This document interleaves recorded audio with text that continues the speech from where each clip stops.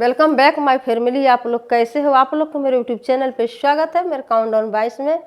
तो फ्रेंड्स, आज हम रिएक्शन वीडियो बनाएंगे जब्राइल फरिश्ते के ऊपर, उसको ऊपर रिएक्शन वीडियो बनाएंगे। तो वीडियो शुरू करने से पहले सब्सक्राइब, लाइक, शेयर कर दीजिएगा, बेल आइकन पे क्लिक कर दीजिएगा। आने वाली हर एक वीडियो को नोटिफिकेशन आप लोग को मिलती रहेगी। प्लीज़ सपोर्ट कीजिएगा, सब्सक्राइब जरूर कीजिएगा। आप लोग न्यू जुड़ रहे हैं तो आप लोग भी सब्सक्राइब जरूर करते जाइएगा। तो वीडियो स्टार्ट करते हैं, देखते हैं वीडियो में क्या है फरिश्ते के बारे में। Video start. ये उस वक्त की बात है जब मशरिक़े वुस्ता के हर शहर और इलाकों में एक खूबसूरत और हसीन शहज़ादी के चर्चे आम थे। लोग हर बात में उसकी हुस्न की मिसाल दिया करते और हर शख्स की ये ख्वाहिश थी कि मौत से कबल एक मर्तबा उस हसीना की एक झलक देखने को मिल जाए। न सिर्फ अवाम बल्कि बादशाह और उमरा भी उस औरत के दीदार की ख्वाहिश रखते थे। ये मशहूर हसीना ईज़ा नामी मुल्क की शहज़ादी इज़ाबेल थी। ये वो दौर था जब हज़रत सुलेमान अलैहिस्सलाम की वफ़ात हुए कई साल गुजर चुके थे और बनी इसराइल की अजीम सल्तनत दो हिस्सों में बंट गई थी। शुमाली इलाके में इसराइल और जुनूब में यहूदिया नाम की दो रियासतें बन गई थी। उस ज़माने में इसराइल पर अख़ईउब नामी बादशाह की हुकूमत थी, जो इसराइल सल्तनत का 7वां बादशाह था। अख़ईउब 918 कबल मसीह में तख्ते नशी हुआ। अख़ईउब भी शहज़ादी इज़ाबेल का फरिश्ता था, लिहाजा उसने इज़ाबेल से शादी कर ली। इज़ाबेल एक खूबसूरत और मगरूर औरत होने के साथ मुशरिक भी थी।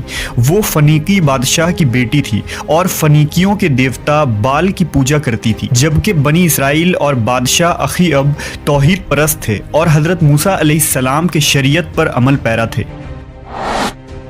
लेकिन अख़ईउब अपनी बीवी इज़ाबेल की बातों में आ गया और उसने बाल की इबादत शुरू कर दी। इज़ाबेल एक चालाक और शातिर औरत थी। उसने अख़ईउब को इस बात पर राज़ी कर लिया कि बाल देवता के लिए एक मंदिर और बुत की तामीर करवाए, ताकि बनी इसराइल में बाल देवता की परस्तिश की इशाअत हो और लोग इस मुशरिकाना दीन पर आ जाएं। लिहाजा बादशाह ने इज़राइल के दारुल हुकूमत सामरिया में बाल देवता का एक अजीम मंदिर तामीर करवाया और बाल की एक अजीम बुत भी बनवाई। ये बुत सोने का था और इसका कद 20 गज था। इसके 4 मुंह थे और 400 अफराद उसकी खिदमत में मामूर किए गए थे। इस मंदिर के गिर्द मेले लगने लगे। बनी इसराइल इस बुत के पास आकर मन्नतें मांगते, सोने चांदी के नजराने चढ़ाते और उसकी परस्तिश करते थे। बाल देवता की वजह से इस शहर का नाम बालवक पड़ गया। लेकिन अब भी बनी इसराइल में कुछ लोग ऐसे थे जो मूसा अलैहिस्सलाम के दीन पर कायम थे और इस बातिल देवता की परस्तिश को नापसंद करते थे। वो अल्लाह से दुआ किया करते कि बनी इसराइल राह हिदायत पर आ जाए।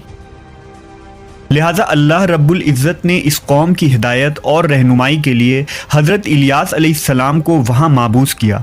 आप हज़रत हारून अलैहिस्सलाम की औलाद में से थे। बाइबल में हज़रत इलियास का जिक्र इलिया के नाम से आया है।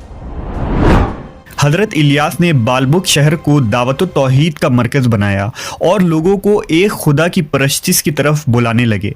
आप बनी इसराइल से कहा करते थे कि तुम लोग वाहिद और यकता अल्लाह को छोड़कर बाल को पुकारते हो, हालांकि ये ना तुम्हारी हाजत रवाई कर सकता है और ना ही तुम्हें कोई फ़ायदा दे सकता है। उस अल्लाह की तरफ लौट आओ जो न सिर्फ तुम्हारे और तुम्हारे बाप दादाओं का रब है, बल्कि आसमानों और ज़मीन और इनके दरमियान जो कुछ भी है उनका खालिक व मालिक है। हज़रत इलियास अलैहिस्सलाम के इस पैगाम को बनी इसराइल ने झुठला दिया और सरी इनकार कर दिया। जब आपने बादशाह अख़ईउब और मलका इज़ाबेल को दावत दी तो उन्होंने भी आपकी बात नहीं मानी। मलका इज़ाबेल निहायत ही सफाक औरत थी। उसने महसूस किया कि हज़रत इलियास अलैहिस्सलाम उसके और उसकी हुकूमत के लिए ख़तरा साबित हो सकते हैं। लिहाजा बादशाह के साथ उसने मंसूबा बनाया कि हज़रत इलियास को शहीद कर दिया जाए। लिहाजा अल्लाह के हुक्म से हज़रत इलियास अलैहिस्सलाम ने बालबुक शहर को छोड़ दिया और किसी पहाड़ के गार में चले गए और वहीं रहने लगे। आपके जाने के बाद इसराइल में कहत साली पड़ गई और 3 साल तक मुसलसल बारिश न हुई। फसल तबाह हो गए और लोग एक एक बूंद पानी को तरसने लगे। मुल्क में लूट मार और चोरी डकैती बढ़ गई, यहाँ तक कि बनी इसराइल ने अख़ईउब के महल को भी घेर लिया और उसके एक हिस्से में आग लगा दी।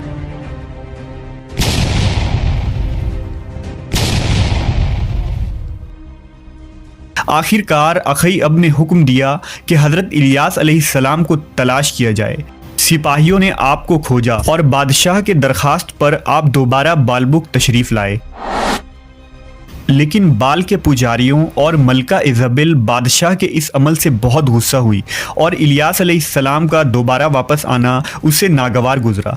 हज़रत इलियास ने बादशाह और बनी इसराइल के सामने एक तजवीज़ रखी कि बाल के बड़े पुजारी अपने माबूद के नाम पर जानवर की कुर्बानी दें और मैं अपने माबूद अल्लाह के नाम पर कुर्बानी दूंगा। जिसकी कुर्बानी कबूल हो गई उसका खुदा बरहक साबित होगा और फिर पूरी कौम उसी माबूद से बारिश की दुआ करेगी।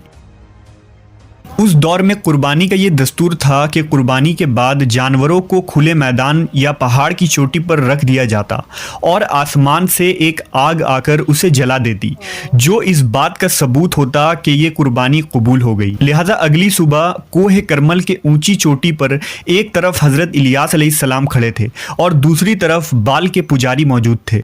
दोनों फरीक ने कुर्बानी की और जानवरों को ऊंची जगह पर रख दिया। पुजारियों की कुर्बानी वैसी ही रखी रही, जबकि आसमान से एक गैबी आग नमूदार हुई और उस आग ने हज़रत इलियास अलैहिस्सलाम के कुर्बानी को जला दिया।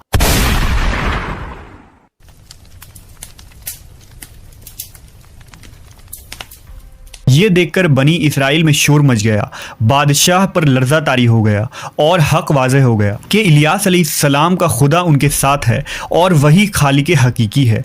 लिहाजा अखईब ने इलियास अलैहिस्सलाम से माफ़ी मांगी और पुजारियों को कत्ल करने का हुक्म दे दिया। हज़रत इलियास ने अल्लाह से बारिश के लिए दुआ की। देखते ही देखते आसमान पर घटाएं छाने लगी और मौसलाधार बारिश शुरू हो गई।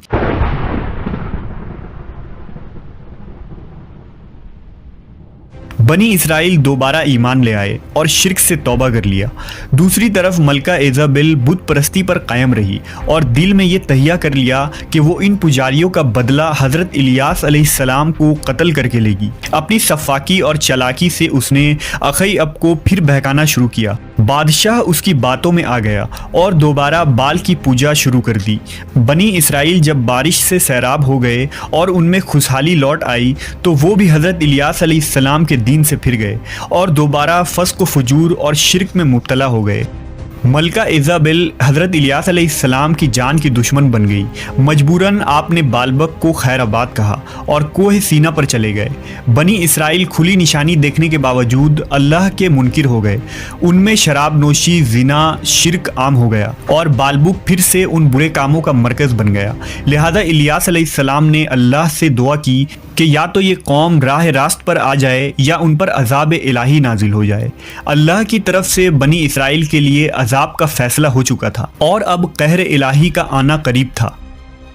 इसराइल और यहूदिया के सरहदों पर वहशी कबाइल आबाद थे जो लूट मार किया करते थे, लेकिन अब उनकी आबादी भी बढ़ चुकी थी और वो काफ़ी ताकतवर भी हो गए थे। उन्होंने इसराइल पर हमला कर दिया और सारे शहर में लूट मार करके आग लगा दी। पूरा शहर तख्त व ताराज हो गया। हर तरफ लाशें और बर्बादी दिखाई देती थी। इस वहशी कौम ने अखईब मलका इज़ाबेल और उसके बेटे को भी कत्ल कर दिया और वो मलका जिसे अपनी ताकत, बादशाहत और हुस्न पर इतना गुरूर था, जब वो मरी तो उसके जिस्म को सड़कों पर फेंक दिया गया और बनी इसराइल ने अपनी आंखों से देखा कि बहुत सारे जंगली कुत्ते उसकी लाश को नोच नोच कर खा रहे थे। उस वक्त ना तो उसका देवता बाल काम आया और ना ही कोई बातिल माबूद। आज बालबुक शहर लिबनान के नाम से मौजूद है, जहां उस ज़माने के खंडरात आज भी उस दौर की शान व शौकत और तबाही की गवाही देती हैं, जो ता क़यामत नूह इंसानी के लिए इबरत है। तो फ्रेंड्स, कितना अच्छा वीडियो में दिखाएं, कितना बढ़िया से मतलब समझ में आया वीडियो कि इजराइल के बारे में, कि इजराइल के जो शहर था, जो जिब्राइल थे, वो मतलब जिब्राइल के ऊपर वीडियो था। तो फरिश्ते जैसे थे, माने फरिश्ते थे वो। तो जिस लड़की से उनकी शादी हुई थी तो वहाँ के किसी गांव के मतलब महारानी थी, रानी थी, उनसे शादी करे थे। तो जो शादी कर रहे थे तो उनका जो बीवी थी, उनका बेगम जो थी, तो उनका गलत नीयत मतलब गलत थी। वो सिर्फ अपने मतलब साजिश के लिए वो शादी करी थी कि इजराइल के लिए वो कुछ कर सकें, तो इसलिए वो शादी करी थी। तो कैसे वो जब शादी करके आई थी तो बाल की पूजा करती थी, बाल की पूजा करती थी, कोई मूर्ति बनवाई थी। तो उसी को लोग पूजा करते थे। वहाँ के जो मतलब जनता थी, जो उस गांव के लोग थे, उनका हुकूमत मानते थे, जो उनकी रानी थी। जो जिब्राइल थे तो उनका उतना कोई नहीं सुनता था, क्योंकि उतना वो ध्यान नहीं देते थे। तो फिर किसी समय में वो अपना मतलब पहाड़ों पे चले गए। वहाँ पे किस मतलब कुछ सुने उन्हें थे, थोड़ा सा दुख हुआ तो पहाड़ पे चले गए। तो वहाँ से फिर लोग खोज के ले आए उनको। तो फिर लोग बोले कि यहाँ पे मतलब कुछ करो, बारिश नहीं हो रही है, हमारा जो देश है सारी तबाह हो रही है, सब भूखे मर रहे हैं। उनके ऊपर लोग मतलब विश्वास करते थे कि मतलब ये कुछ कर सकते हैं। तो जो उनकी बीवी थी, उन दोनों में टक्कर होने लगा। तो कैसे वो बोले हैं कि चलो 2 बकरे लाओ, जिसका बकरा कबूल होगा, जिसके बकरे को अल्लाह ताला कबूल करेंगे, वही मतलब यहाँ के खुदा बनेगा। तो वो थे जिब्राइल। तो उनका बकरा के कबूल हो गया। ऊपर से कैसे एक मतलब आग के गोला आया तो बकरा कबूल हो गई। तो उनको लोग खुदा मानने लगे, मतलब उनको नाम से पूजा पाठ करने लगे, उनके सुनने लगे। तो जो उनकी बेगम थी तो सोची थी कि अगर इनका सुनेंगे तो हमारा जो इजराइल है फिर बेकार हो जाएगा, फिर हमारा नहीं चलेगी। तो फिर धीरे धीरे बहकाई, बहका के अपने मनी शादी से फिर फंसा ली। फिर वो फंस गए। तो फिर उसके बाद कैसे वहाँ पे लूट मार होने लगा, काट मार होने लगा। इजराइल में हर तरीके से मतलब परेशानियाँ होने लगी, भुखमरी होने लगी, एक दूसरे को लोग मारते थे। तो ये दिखाया जब उनकी बेगम मरी थी, मार दिए वहाँ के इजराइल के लोग, उनके बेगम को भी मार दिए। कितने बुरी तरीके से उनको मार के सड़क पे फेंक दिए थे, कैसे कुत्ते नोच नोच के खा रहे थे। तो वीडियो मतलब दिखाया ही बताया। तो सच में जो बुराई होती है तो बुराई होती है, जो अच्छाई होती है तो अच्छाई होती है। अच्छाई की जीत सदा अच्छाई होता है, बुराई तो बुराई होती है, बुराई कभी जीत नहीं होता है। कुछ दिन बुराई राज करता है, फिर बाद में जब उनका खुदा के जब नज़र पड़ती है तो फिर पूरा खाक हो जाता है। तो यही बात है, बुराई बुराई होती है, अच्छाई अच्छाई होती है। तो जो बुरा करते हैं तो उनका बुरा वक्त कितना गंदी तरीके से गुजरता है। जो अच्छे लोग करते हैं तो बिल्कुल उनको जन्नत मिलती है, जो बुरा करते हैं तो उनको जहन्नुम मिलती है। तो वीडियो के माध्यम से तो यही बताए हैं, तो मुझे यही समझ में आया, तो ये आप लोग के बताए हैं। तो मुझे तो बहुत अच्छा लगा, बहुत प्यारा लगा। फ्रेंड्स, आप लोग देखेंगे तो कैसे कैसे मतलब इजराइल के वो जो देश था, जो मतलब उनके लिए सब कहानी है कि कैसे कैसे बटे थे, कैसे कैसे हुआ था। तो फ्रेंड्स, सब्सक्राइब लाइक शेयर कर दीजिएगा, बेल आइकन पे क्लिक कर दीजिएगा। आने वाली हर एक वीडियो को नोटिफिकेशन आप लोग को मिलती रहेगी। प्लीज़ सपोर्ट कीजिएगा, सब्सक्राइब जरूर कीजिएगा, कमेंट करके ज़रूर बताइएगा। तो मिलते हैं नेक्स्ट वीडियो में। Bye bye friends.